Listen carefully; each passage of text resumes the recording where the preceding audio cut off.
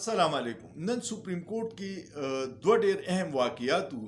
یو خو د 63A کیس لګېدلی و او هغه چې کله 11 بجې پروسیډینګ شروع شو نو نور څلور ججان راغلي وو. دا 5 رکني بینچ و او جسټس منیب اختر نه و راغلی او هغه رجسټرار ته خط ولیکو د سپریم کورټ او په هغې کې د پریکټس اینډ پروسیجر کمیټې چې دا د هغې په تشکیل یې ډېر سنګین سوالونه چوت کړه.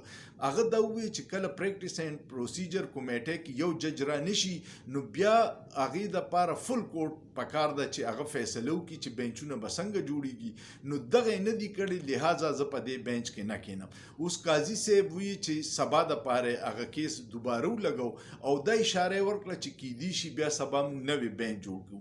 خو قانون دا دی چې کم بینچ دا فیصله کړي اکه بینچ نظرثاني کولی شي او جج پکې ریټایرډ شوي نو د هغه په ځای بل جج راتلی شي.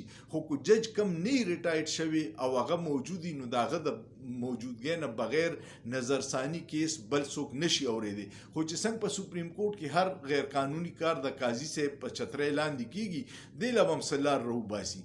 دویم کار دی د الیکشن ایکټ ټریبیونل یو فیصله وه، هغه 2 میاشتې پس قاضي صاحب سنا وکړه او پنجاب کې الیکشن ټریبیونل پنجاب های کورټ ته حکم وکړو چې 4 کم تا ټریبیونل له ججان ورکړي هغه نامینیټ کې او 4 به الیکشن کمیشن ریټایرډ ججان والی. اوس عام جج دلته فیصلې نشي کولی نو ریټایرډ جج غریب خو بیلاس او بیخپو دی نو هغه به د حکومت نه څنګه لرې تختی. خو په دې کې ټول نه اهم سوال دا دی چې په هغې کې الیکشن ایکټ کې یو شک دی چې کله م الیکشن وشي نو د الیکشن ټریبیونل فیصلې به په 6 میاشتو کې لازمن کې او 2 میاشتې پس خو قاضي صاحب سټیپ یې ورکړی و، اوس یې هغه صرف اجازت ورکو نو دا فیصلې به کله کیږي چې کله اسمبلی ختمه شي بیا به کیږي.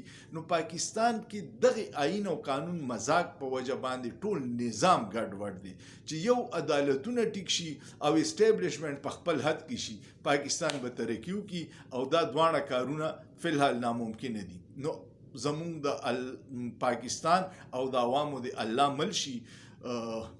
کمنټ وکړئ، لایک ورکړئ، شیر وکړئ او سوچ پیو کې په سوچ کې څه ګناه نشته.